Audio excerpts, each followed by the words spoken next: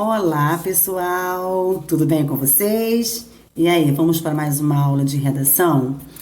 Hoje eu preparei para vocês uma aula revisional sobre infográfico, tá bom?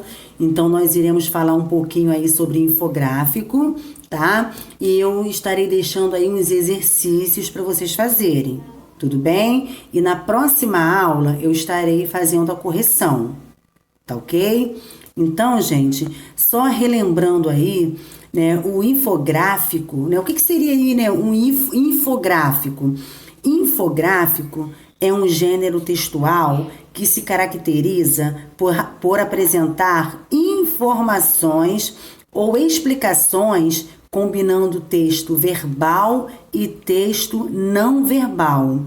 Tá? Então, como que ele se caracteriza, né? Como que ele se apresenta? De acordo aí, né, com as suas explicações, com as suas informações, combinando texto verbal e texto não verbal, ou seja, ilustrações, gráficos, diagramas, mapas e fotos, tá? É predominantemente expositivo, mas pode apresentar características narrativas e até argumentativas. Pode ser produzido para ser apresentado isoladamente, acompanhar uma notícia, uma reportagem ou um texto didático, tá? Então, em um gênero textual, né, infográfico, vocês irão encontrar sempre o quê? Um texto verbal e um texto não verbal, tá? Ele é constituído aí, tá? Pelo texto verbal e texto não verbal, tá? Ou seja, né, por ilustrações, gráficos, diagramas, mapas e fotos. Tudo bem? Então, eu vou apresentar para vocês aí algumas questões, tá? Que eu trouxe para vocês fazerem. Então, assim, de início, vocês precisam observar o infográfico, tá? Que eu trouxe para vocês, tá bom? Para vocês conseguirem responder as questões, tá certo? Então, vamos lá. Então, esse daí é o infográfico que vocês irão aí estar observando, né? Que fala aí sobre segurança pública em números, né? 2017. Fala aí, né? De mortes violentadas intencionais, vitimização policial, tá? Então, tem mortes violentas. Quem é esse policial? Então, aí tem aí, né? Crescimento de 4,4%, né, em relação a 2015. Então, assim, observem aí esse infográfico, tá bom? Para depois vocês fazerem aí os exercícios. Tudo bem? Aí no número 1. Após a leitura do texto acima, ou seja, do infográfico que eu acabei, né, de mostrar para vocês, responda. Então, são 4 perguntinhas básicas que vocês até já fizeram, tá? Letra A.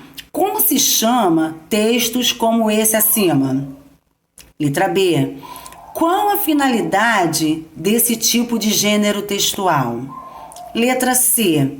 Em que meios de comunicação encontramos textos como esse? Letra D. Que tipo de informação principal esse texto apresenta ao leitor?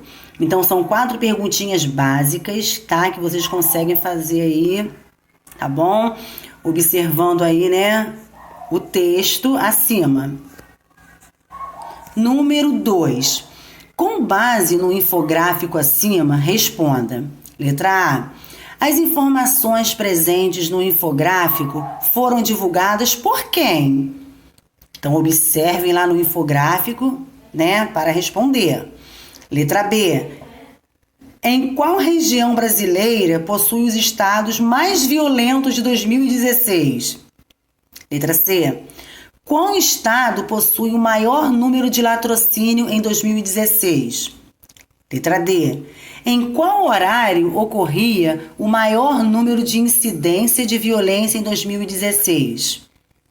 Tudo bem? Então, tá? Observando lá o infográfico, vocês conseguirão aí responder. Tudo bem? Número 3. Sobre o infográfico em estudo, assinale V para verdadeiro e F para falso nos parênteses. Então vamos lá. Os infográficos são focados em uma tela. Todas as informações e imagens são selecionadas para ressaltar esse foco. No caso desse em estudo, a temática central é a violência no Brasil no ano de 2016. Então, o segundo parêntese. Infográficos geralmente incluem gráficos, tabelas e representações pictóricas de dados relevantes. Esses itens oferecem representações visuais da informação que está sendo compartilhada e ajuda a quebrar o conteúdo, tornando-o mais fácil de digerir. No infográfico acima, por exemplo, os ícones utilizados são pouco populares, dificultando o entendimento do assunto por parte de muitos leitores. Terceiro parágrafo.